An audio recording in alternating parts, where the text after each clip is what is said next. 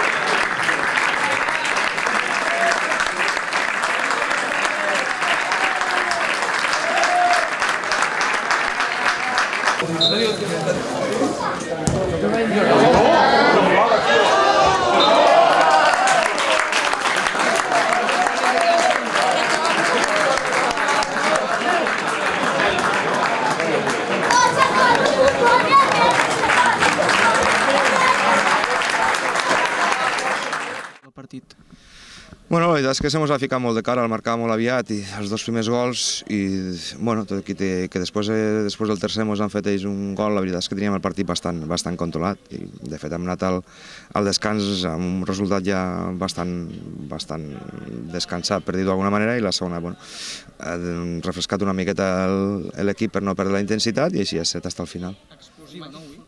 Sí, bueno, a veure, la línia de que creem moltes ocasions, avui hem continuat creant ocasions i ens faltava una miqueta d'intensitat defensiva, que jo crec que fins i tot avui ens ha faltat en moments de segones jugades, però bueno, estem a la línia aquesta de que a poc anem adquirint una miqueta els conceptes. Bueno, quan un marca és molt més fàcil, no? És fàcil destacar quan els jugadors marquen, però jo crec que, a veure, Porta i Jacob, si la resta no fan els moviments que els hi toquen o continuen les jugades, doncs, se perden, no? Llavors jo crec que és un mèrit de tot l'equip, jo no destacaria ningú, no?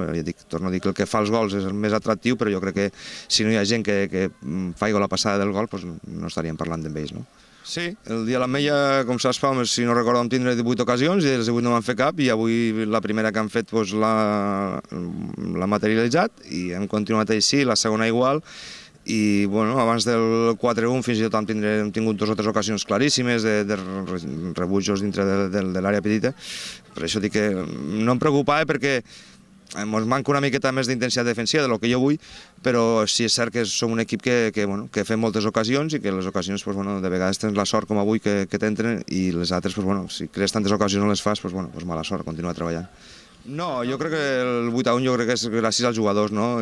Jo som molt exigent, sé que era difícil el que demanava, sí que és cert que a casa els equips se mos tanquen bastant, amb la qual cosa el que intentem és intentar contrarrestar això de que se mos tanquin tant aquí a casa i que de qualsevol ocasió te facin un gol i encara es tanquen més.